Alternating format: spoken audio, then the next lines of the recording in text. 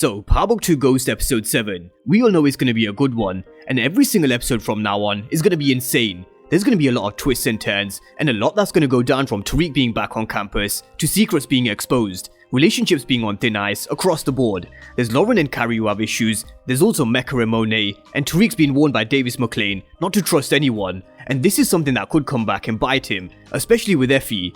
There's a storyline with the Tejadas and the Tejada split, and it seems like Lorenzo and Dru may be even meeting Mecca in this scene. So there is a lot that's going to go down in episode 7, so we're going to focus on the trailer and the new promo images that have been released and what we can expect, because it's going to be an action-packed one, as we've all seen from the trailer. But let's start with the synopsis for episode 7, which is titled Force My Hand. And the synopsis reads, Tariq finds himself on a quest for normalcy, forever just out of his reach, as he returns to school.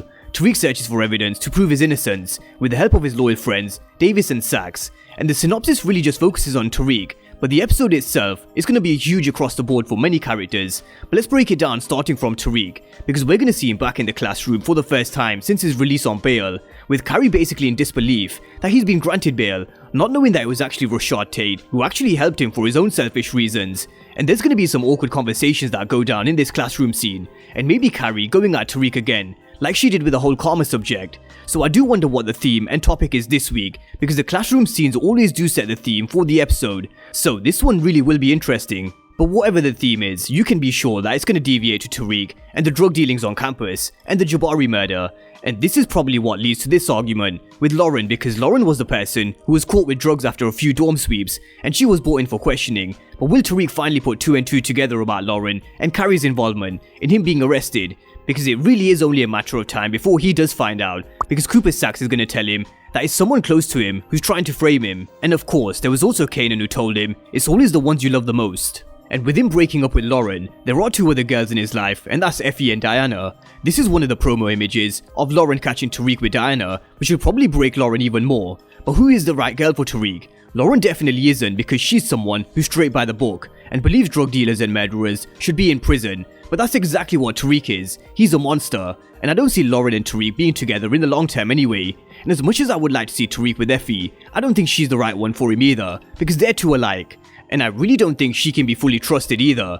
And this is why I think Diana would be good for Tariq, because they really would complement each other's qualities. So in this episode, this is where I think we'll start to see them getting closer, especially because of how Monet put Diana up against the wall and Lorenzo changing things at home. It seems like all of this will lead Diana into Tariq's direction. So let's keep our eyes on Tariq and Diana's relationship, because I do think it will start to grow from this episode onwards. But Tariq is going to be on a mission to prove his innocence, and 2 loyal people that he can trust, according to the synopsis anyway, are Davis McLean and Cooper Saxe. So we're going to see Tariq meeting both of them in this scene, the same place where Tariq met Davis McLean in season 1. And Tariq's going to be thinking, how can I prove my innocence? What clears me from the Ramirez murder? And the thing is, he was with Paula, but as we've all seen from the exclusive clip that was released a few days ago, Paula wants nothing to do with Davis McLean, so where do they go from here to prove Tariq is innocent? Only time will tell.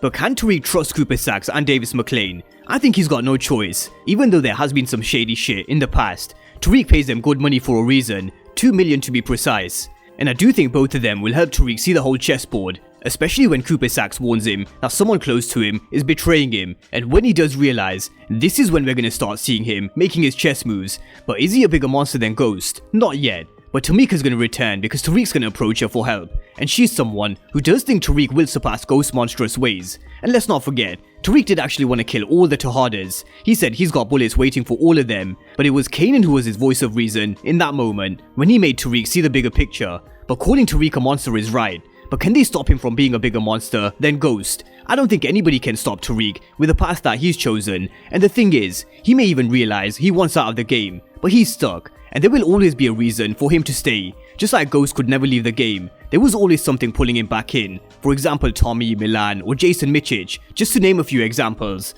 But another storyline which we need to watch out for with Tariq is with Yaz. There is nothing he cares about more in this world than his baby sister, because that's all the family he has left. And with her being put back into the system after he got arrested, the only person that can help him with this is Rashad Tate. And this is what we're gonna hear Rashad Tate telling Tariq in this scene, that he's the only one that can help him. but he's gonna want this photo album in return, which will probably have tons of secrets about what Rick Sweeney got up to back in the days at Stansfield, and probably Brayden's dad too.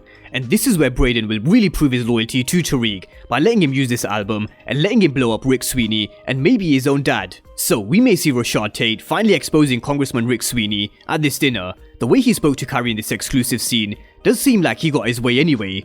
But at this memorial dinner, there's also going to be the new Dean of Stansfield, Rashad Tate, Brayden, Lauren, and Carrie, and maybe Simon Stern as well, but we don't see him in any of the images. But this is where I think Carrie's secret could be exposed by Lauren. This is another promo image of Lauren and Carrie at the dinner, and the exclusive clip between Rashad Tate and Carrie shows Carrie in tears. So we can only assume that Carrie's secret relationship with Zeke may finally have been exposed, and Lauren will probably be the one to blow her up. So I can definitely see her being fired as a professor, because we all know they've already casted a new professor for season 3, and whatever she does after, Davis McLean will warn her that she's playing a dangerous game, because coming after a St. Patrick and someone who never loses in Davis McLean, there is only one way this situation will end for Carrie. But coming to the Tejadas, there was another exclusive clip that was released which was of Dru, Lorenzo, and Monet, with Lorenzo and Dru coming back after they handled some business, and things are really gonna get tense between Lorenzo and Monet especially. Monet's not happy with Lorenzo putting Dru at risk again, especially after he was shot, which is why she took her business off the streets, because there's safer ways to play it. But Lorenzo put it back on Monet and told her if they wanted to play it safe, they would have opened up a car wash, and this is the game they're in, because they wanted to make money, and they really do have different visions. Monet wants out of the game, but Lorenzo is someone who sounds as if he'll never leave the streets, and he's certainly a man who will never live off someone else, especially Zeke getting drafted in the NBA. So there's going to be a tense moment between Lorenzo and Monet, as we see Monet which looks like in Zeke's room, as well as Zeke in the basketball court. And although I think Carrie's relationship with Zeke is going to be exposed in this episode, I don't think the secret surrounding Zeke will be in this one, even though Mecca is pushing Monet to tell Zeke. I think this is something that will come out either in episode 8 or episode 9. But talking about Carrie playing a dangerous game, Monet is also one that's playing a very dangerous game ever since she made her exit plan, which didn't include Lorenzo. And I think Lorenzo will be onto her after he found out from Dru and Diana, so it is only a matter of time before she gets exposed as well. But the episode title is called Force My Hand, and what do they mean by force my hand?